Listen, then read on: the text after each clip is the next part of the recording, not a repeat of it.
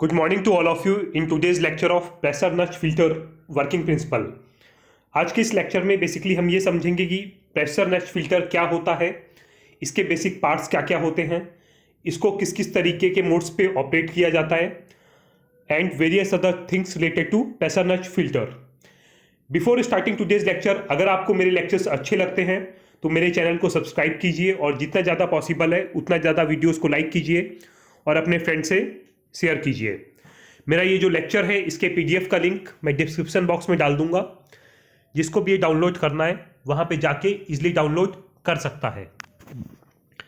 याद रखिएगा, pressure notch filter, इसको शॉर्ट में पीएनएफ के नाम से भी जाना जाता है।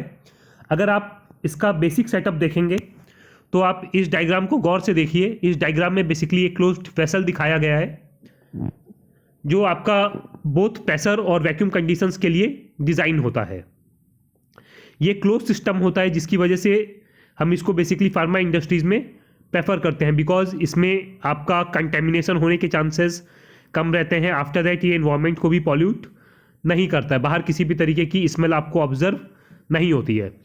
अगर आप इसके इंटरनल्स की बात करें तो इसके इंटरनल में इस तरीके की एक छन्नी या फिर इस तरीके का एक फिल्टर मीडिया लगा हुआ होता है, जिसके ऊपर डिपेंडिंग अपॉन आपको किस माइक्रोन साइज के पार्टिकल्स को सेपरेट आउट करना है, उस सिलेक्शन के बेसिस पे आप यहाँ पे अपना फिल्टर क्लॉथ डिसाइड करते हो। जब आप इसमें मटेरियल को डाल के सर्कुलेट करोगे या फिर जब आप इसके ऊपर स्लरी डंप करोगे तो जो भी आपका सॉलिड वेस्ट है वो इसके ऊपर रुक जाएगा और जो भी आपका लिक्विड है वो नीचे की तरफ डंप हो जाएगा। इस पूरे प्रोसीजर को मैं आगे आने वाली स्लाइड में डिटेल में आपको समझाता हूँ। यहाँ पे मैंने दो सेटअप्स आपको दिखाए हैं। पहला है आपका सेटअप 1, सेकंड है आपका सेटअप 2। दोनों के मोड ऑफ ऑपरेशंस में थोड़ा सा डिफरेंस है, वो मैं आपको 1 बाय 1 करके समझाता हूँ। सबसे पहले बात करते हैं हम इस पहले सेटअप की।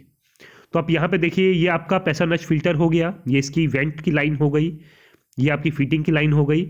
आफ्टर दैट ये आपका वो हो गया, जाली हो गई जिसके ऊपर आपका फिल्टर क्लॉथ बैठेगा। देन ये आपका सर्कुलेशन लाइन हो गई। सेकंड सेटअप भी आपका बिल्कुल लगभग सेम ही है, ओनली इसमें सर्कुलेशन लाइन की जगह ये सीधा कलेक्शन वेसल में जाता है। अब हम बात करते हैं कि मेरा पहला सेटअप PNF1 ये किस तरीके से ऑपरेट होता है।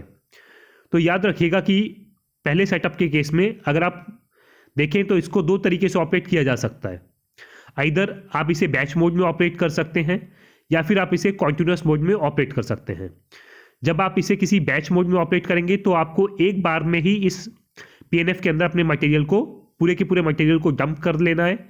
आफ्टर दैट आप इसके सर्कुलेशन को स्टार्ट करेंगे एंड जब ये कॉन्टिन्यूस मोड में ऑपरेट होगा तो ऊपर एक फीडिंग वेसल होगा, उस वेसल से के ही थ्रू आप ये पूरा का पूरा सर्कुलेशन चलाएंगे। मीन्स मान लीजिए ऊपर आपका कोई रिएक्टर है तो उस रिएक्टर से ही आपकी फीडिंग आएगी। आफ्टर दैट ये जो पंप का डिस्चार्ज है ये जाके इस PNF में ना सर्कुलेट होके आपके उसी रिएक्टर में बैक जाएगा। अब इसकी वर्किंग मैं आपको क्लियर करता हूं। ये देखिए, ये आपका जो जाली थी उसके ऊपर आपने फिल्टर क्लॉथ लगा दिया। आफ्टर दैट इस एरो के मूवमेंट को देखिए, ऐसे आपका फीडिंग लाइन से मटेरियल डंप हुआ।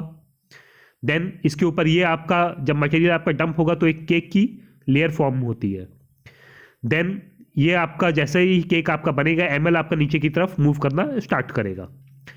देन ये आपका पंप लगा हुआ है, पंप के थ्रू ये पूरा का पूरा आपका जो मटेरियल है वो उसमें सर्कुलेट करता है PNF में।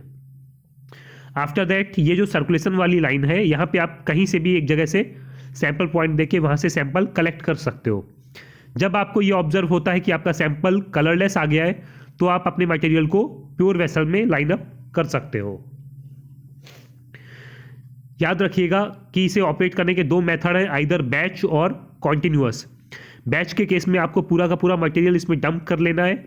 देन ये सेटअप जैसा मैंने दिखाया इस तरीके से आपका सर्कुलेट होते रहोगे। जब पासिंग आएगा तो आप इसको प्योरिटी में लाइन अप करोगे डिपेंडिंग अपॉन क्लैरिटी। बट दूसरा सेटअप में ऊपर एक रिएक्टर रहेगा और ये सर्कुलेशन लाइन यहाँ से मूव करके सीधा उस रिएक्टर के थ्रू सर्कुलेट होती रहती है। अब हम बात करते हैं सेटअप 2 की। तो सेटअप 2 में आप देखिए, ये आपका आपने फिल्टर क्लॉथ लगा दिया। देन ये आपका जैसे ही ऊपर से मटेरियल आया तो यहाँ आपकी केक की लेयर फॉर्म हो गई। देन आपका ये मटेरियल इस तरीके से मूव करके आपका ml टैंक में जाके कलेक्ट हो जाता है।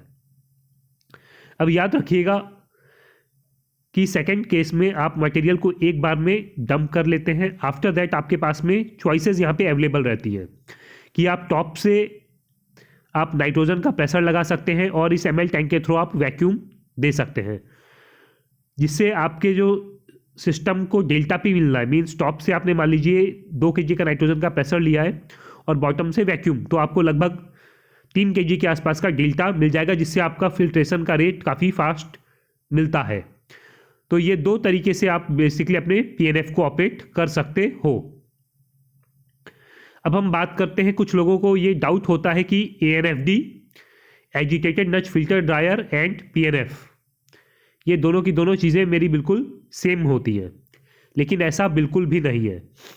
एजिटेटेड नच फिल्टर ड्रायर जैसा कि ये बताता है कि दोनों का बेसिक सेटअप आप देखेंगे तो लगभग सेम होता है, मैं ऐसा बोलूँगा आपको। लेकिन इसमें कुछ मेजर डिफरेंसेस है, जैसा पहला नाम ही सजेस्ट करा है एजिटेटेड नच, मीन्स इसके केस में एएनएफडी के केस में आपका एजिटेटर अवेलेबल होता है। जिस एजिटेटर का काम रहता है कि जो आपका केक की लेयर अंदर फॉर्म होती है वो उसको कटिंग प्रेसिंग करके उसकी ड्राइंग में अपना एक role, important critical role play करता है। जिसको इसका डिटेल में लेक्चर देखना है वो इजली जाके देख सकता है। एएनएफडी का वर्किंग मैंने काफ़ी डिटेल में बताया हुआ है। सबसे इंपॉर्टेंट डिफरेंस की बात करें तो यही है कि इसके केस में आपका एजिटेटर अवेलेबल रहता है, लेकिन पीएनएफ के केसेस में आपका एजिटेटर अवेलेबल नहीं होता है। सेकेंड इंपॉर्टेंट चीज़ की हम बात करते हैं तो एएनएफडी के केस में आपका जो बैच होता है वो पूरा का पूरा एक बार में डंप कर लिया जाता है। मीन्स इसको बेसिकली हम बैच मोड में ऑपरेट करते हैं एएनएफडी को।